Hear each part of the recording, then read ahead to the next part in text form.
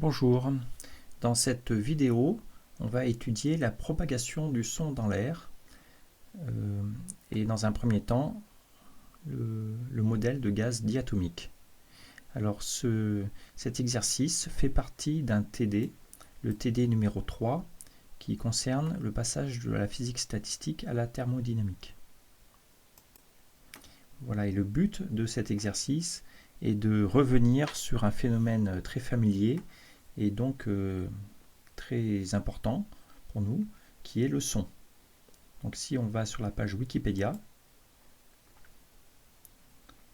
on nous rappelle que le son en physique, ce sont des vibrations de l'air ou d'un fluide et ces vibrations se propagent sous forme ondulatoire dans le milieu. Et ce qui est intéressant dans cet exercice, c'est de bien comprendre d'où vient ce comportement ondulatoire qui est quand même particulier mais qui est vraiment important pour nous, pour la communication, parce que la voix, la musique utilise le son comme vecteur de propagation, et essayer de retrouver l'expression de la vitesse des ondes sonores qui en conditions normales est de 340 mètres par seconde. Et on verra que ça dépend de la géométrie particulière des molécules, et c'est très intéressant de voir donc à quel point la géométrie des molécules, le fait qu'elles soient diatomiques ou polyatomiques, eh bien, se manifeste et donc émerge à l'échelle macroscopique sur la vitesse du son. Donc pour expliquer le comportement de ces ondes sonores, l'émergence de ces ondes sonores, on va utiliser le modèle du gaz parfait à l'équilibre local. Voilà, sur cette image, alors, ce qui est intéressant aussi, c'est que l'air est en mouvement perpétuel, c'est un fluide, mais il est transparent à nos yeux. Donc on ne voit pas du tout le mouvement de l'air. Ça peut être gênant parfois pour les gens qui font du parapente, par exemple. Et lorsqu'on parle, eh bien, il y a des vibrations dans l'air qu'on ne voit pas. Mais il y a une technique expérimentale qui permet de visualiser en direct les vibrations, les mouvements de l'air, et ici en particulier les vibrations, les ondes sonores. C'est ce qu'on appelle l'effet Schlieren. Je vous conseille de cliquer ici pour aller voir de quoi il s'agit. Et dans cet exemple, on voit des ondes sonores, en fait ultrasonores, parce que la longueur d'onde est de l'ordre du centimètre. Elles sont émises ici par un haut-parleur et elles se reflètent sur cette plaque et elles vont ensuite vers le bas. Et on voit dans cette zone des phénomènes d'interférence.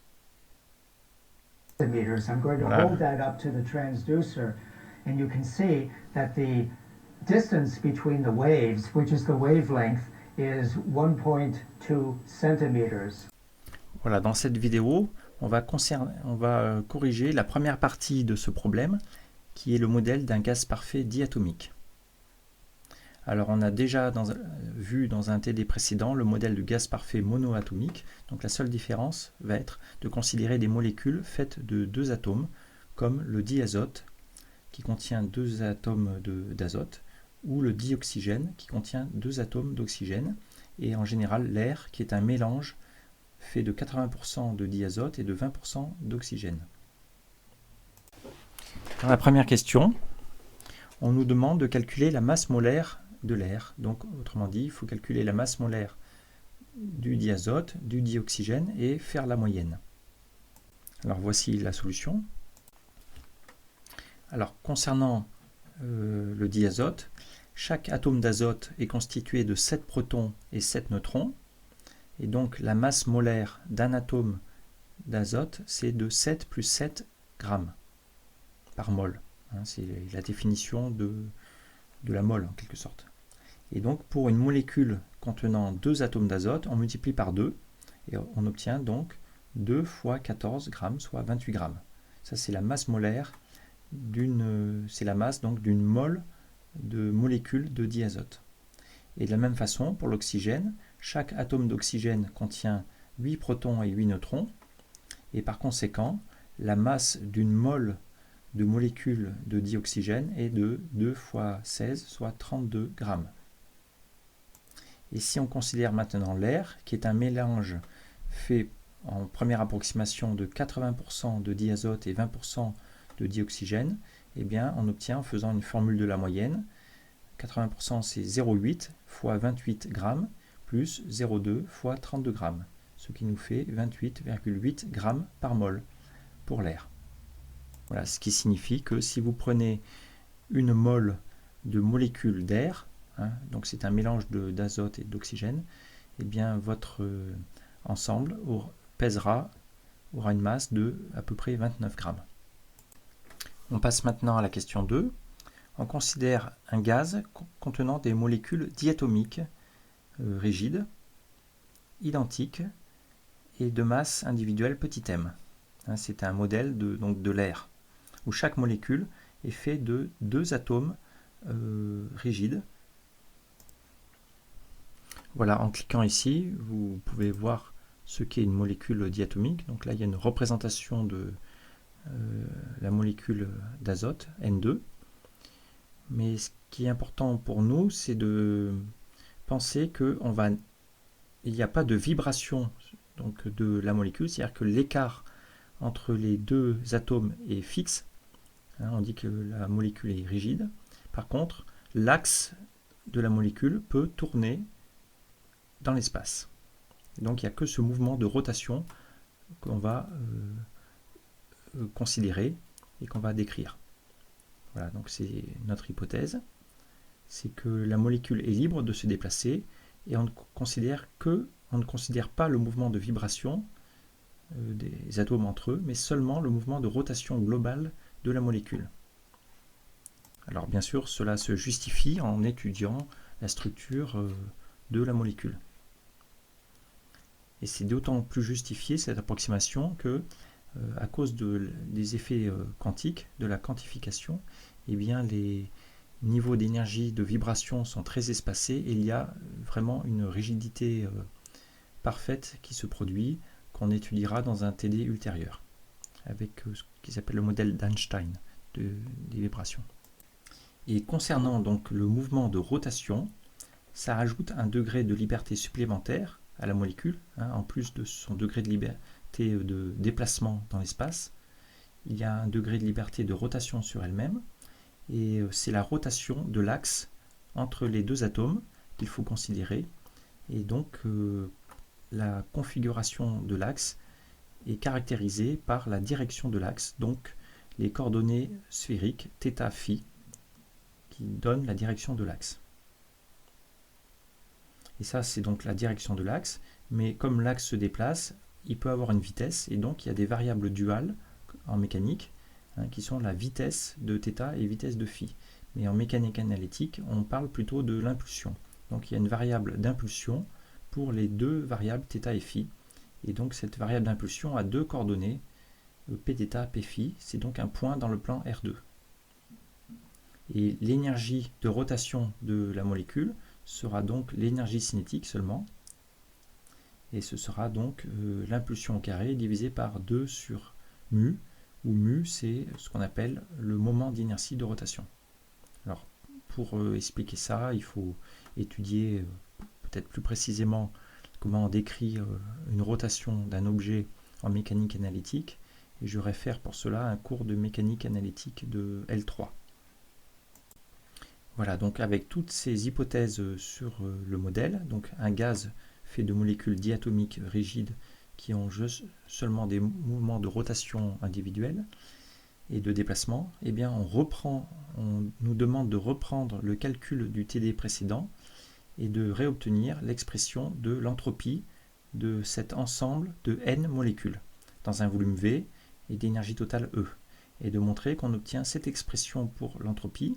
Et ce qui a changé avec le modèle précédent où au lieu de molécules on considérait des points, eh bien c'est que au lieu d'avoir juste 3 demi de n, dans ici l'exposant de l'énergie, on a 3 plus 2, n sur 2. Donc il se rajoute un 2 ici qui est dû à ces 2 variables d'impulsion. C'est ce qu'on nous demande de montrer. Alors voici la réponse, mais qu'on va faire plus rapidement comme ça a été fait en détail dans le TD numéro 2. Donc on considère n particules dans un volume V. L'état de chaque particule est caractérisé par sa position. Donc chaque particule a un numéro, J allant de 1 à grand N. et son état, bon, pour J fixé, est caractérisé par sa position. Donc c'est 3 variables de position dans le volume V, donc il y a Q1, Q2, Q3, et aussi 3 variables d'impulsion, P1, P2, P3 à J fixé. Donc ça fait 3 paramètres dans R3. Ce sont les impulsions liées au mouvement de translation. Mais en plus, il y a l'orientation de la molécule diatomique. Et donc, ces deux coordonnées sphériques, θ et φ, qu'on va appeler Q rotation. Donc c'est un point sur la sphère des directions. Mais pour décrire le mouvement, donc voici un petit schéma qui montre par exemple une molécule de diazote, et l'axe entre les deux atomes d'azote est caractérisé par une certaine direction, donc un point sur une sphère. Donc pour avoir le point sur la sphère, il faut deux variables, on va dire de position θ et φ, qu'on appelle Q rotation.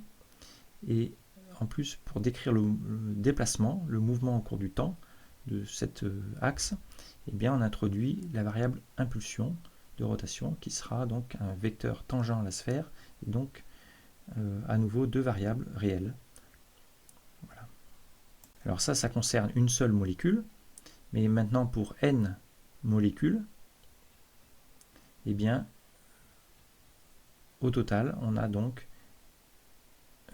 toutes les variables de position dans l'espace, un Q1 jusqu'à Qn, qui appartiennent donc chacune à un volume V. Donc au total, le volume occupé par toutes ces variables, c'est V puissance n.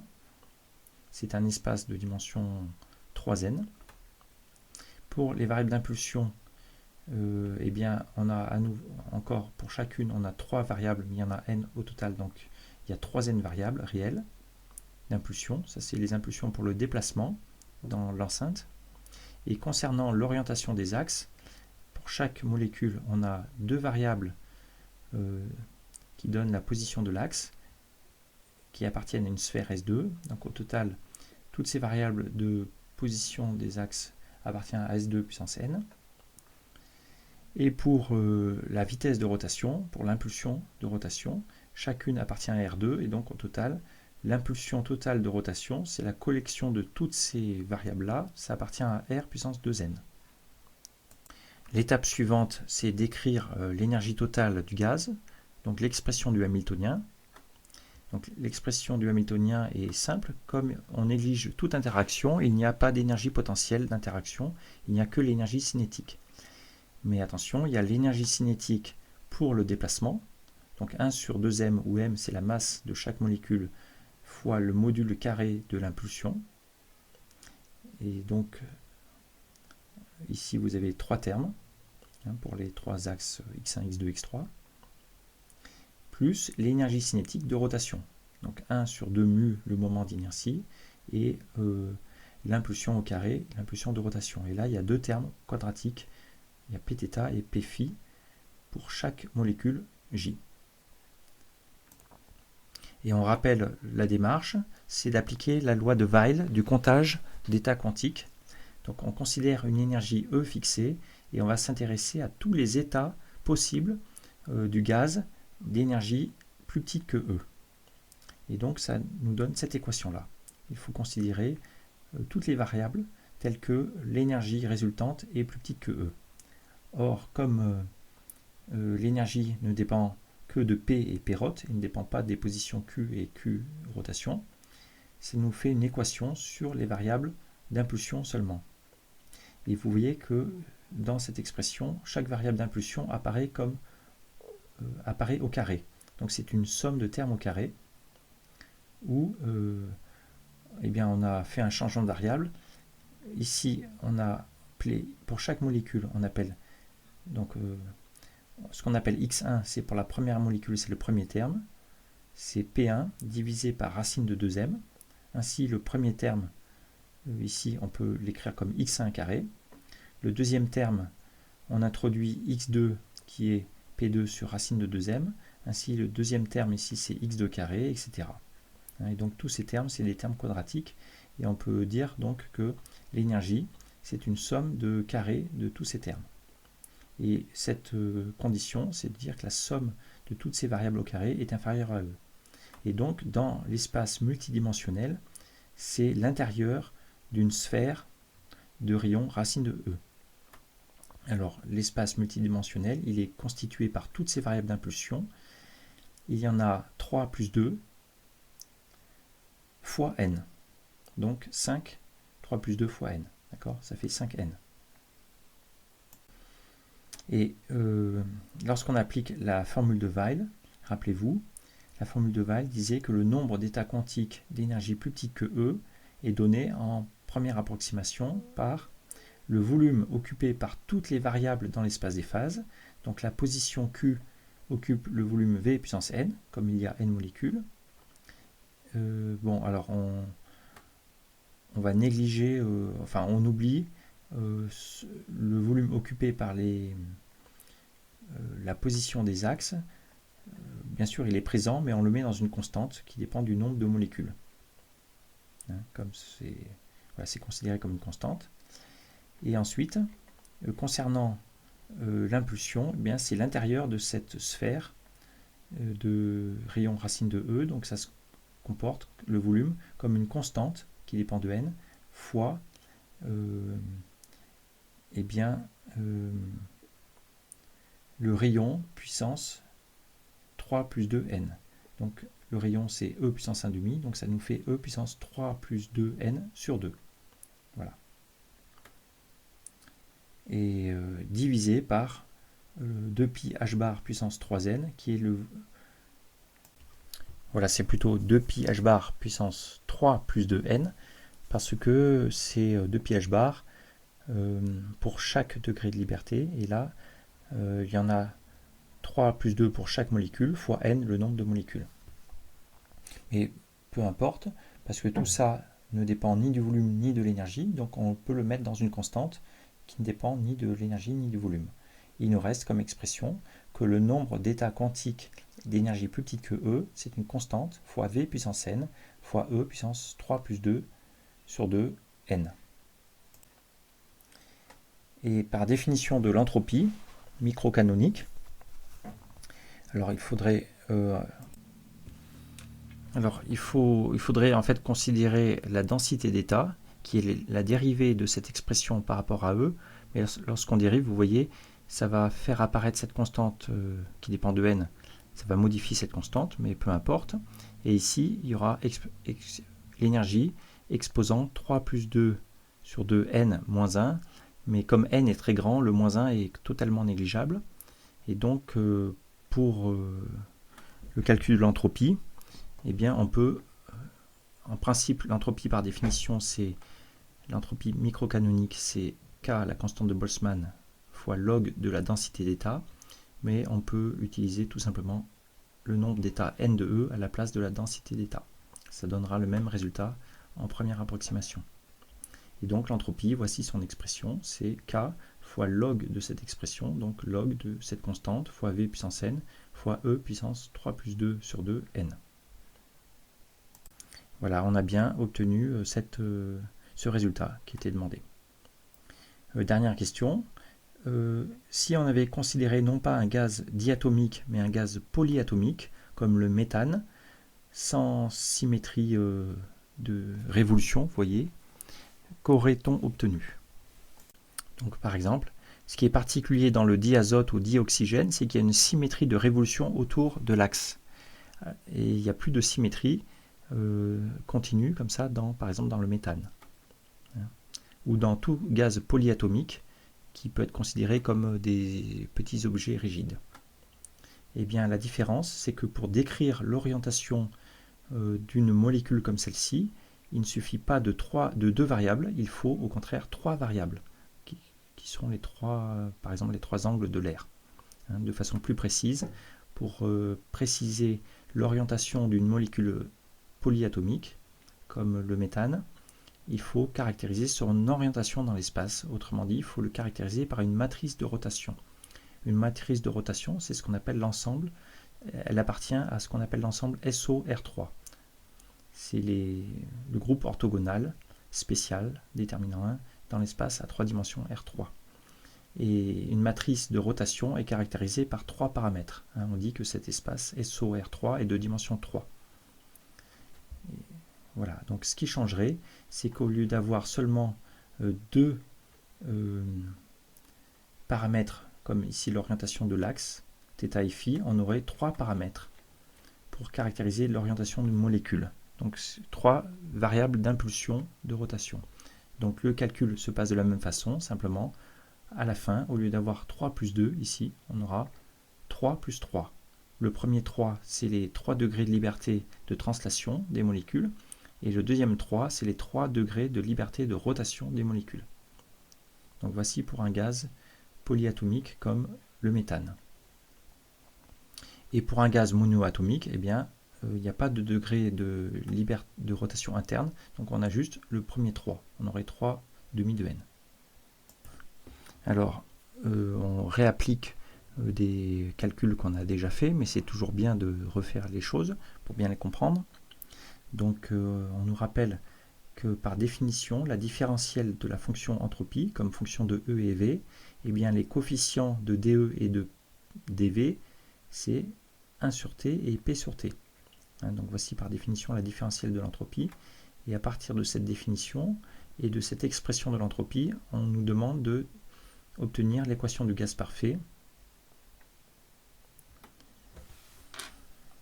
et aussi de l'expression de l'énergie moyenne pour chaque molécule et de déduire la loi de Laplace lorsqu'on a une transformation adiabatique, c'est-à-dire à entropie constante, de montrer que la pression fois le volume puissance un certain exposant appelé gamma est une constante, où cet exposant gamma, eh bien c'est 1 plus 2 sur 3 plus 2, où le dernier 2 vient d'ici de petit 2, donc vient des 2 degrés de liberté de rotation des molécules diatomiques. Et lorsque vous mettez sur le même dénominateur, ça vous fait 5 plus 2, donc 7 sur 5, 7 cinquièmes.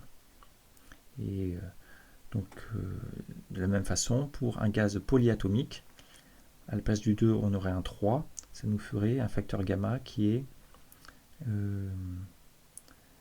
6 plus 2, donc 8 sur 6, ce qui fait 4 tiers. Alors, faisons ce calcul. Donc, on part de l'expression qu'on a obtenue de l'entropie. Et donc, par définition, 1 sur la température, c'est la dérivée de S par rapport à E. Alors, on l'a déjà fait plusieurs fois. On s'aperçoit que le log du produit, c'est la somme des logs. Et donc là, il apparaît 3 plus 3 sur 2 n log de E. Et la dérivée de log de E, c'est 1 sur E. Donc ça nous fait 3 plus 2 sur 2 kn sur E égale T. Et donc on peut déduire que E sur n, autrement dit l'énergie par molécule, c'est 3 plus 2 sur 2 kT. Et donc on retient souvent la phrase qui est que l'énergie moyenne par degré de liberté, c'est 1,5 de kT. Et là, on a 3 plus 2 degrés de liberté. Donc, ça nous fait 3 plus 2, 1,5 de kT. Ensuite, l'autre définition, c'est que P sur T, la pression sur la température, est égale à la dérivée de S par rapport à V.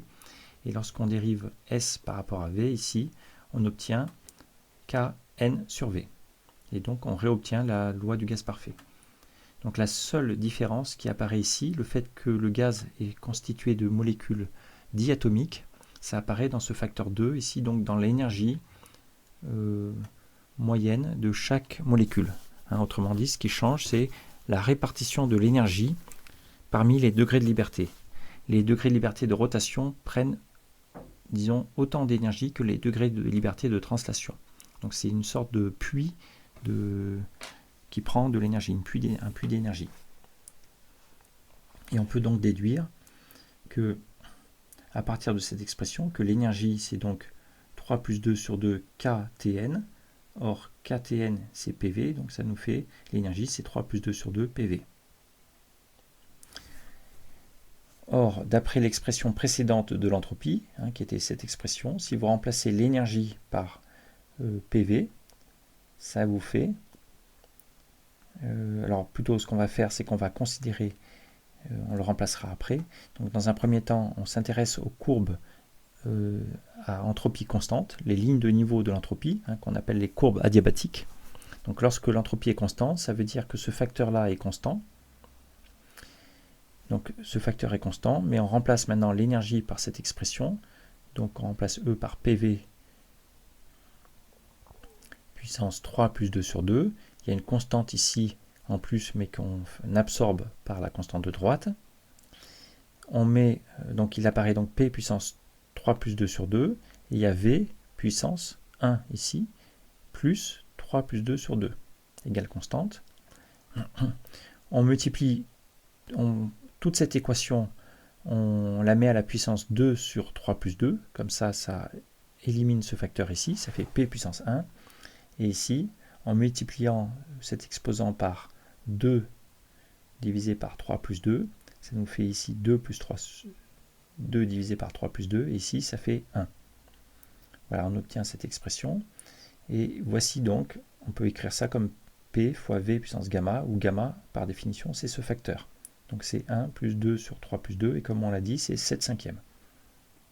Voilà, donc cette formule est très célèbre. Elle s'appelle l'équation de Laplace. Elle dit comment se comporte un gaz si on change sa pression ou son volume et dans des conditions adiabatiques. Ça veut dire sans échange de chaleur avec l'extérieur et avec une transformation irréversible qui préserve son entropie. Ça nous intéresse dans ce problème parce que c'est comme ça que se comportent les fluctuations du gaz lorsqu'on parle ou lorsqu'il y a un son qui se propage dans l'air. Ce sont des transformations, on va le voir, adiabatiques. Alors pour finir cette question, qu'est-ce qui changerait avec un gaz polyatomique comme le méthane par exemple? Eh bien on a vu que pour le méthane il y a 3 degrés de liberté de rotation, donc à la place du 2 on a un 3 ici, ça nous fait donc que gamma, le facteur gamma c'est 8/6, on divise par 2, ça nous fait 4/3. Et pour un gaz monoatomique, il y a 0 degré de liberté de rotation, comme les molécules sont des points, et donc ça nous ferait 1 plus 2 sur 3 seulement, ce qui nous fait 5/3. C'est l'exemple de l'hélium. L'hélium, on dit que c'est un gaz noble. Chaque molécule, en fait, est monoatomique. Voilà, donc le but de cet exercice est de l'appliquer au mouvement d'un fluide, aux vibrations d'un fluide, décrit par l'équation de mouvement de Newton, qu'on appelle aussi équation de Euler, et de obtenir l'équation des ondes, l'équation du son dans un fluide, et on verra l'importance de ce facteur adiabatique de Laplace, de ce facteur gamma, dans la vitesse du son. C'est donc la vidéo suivante.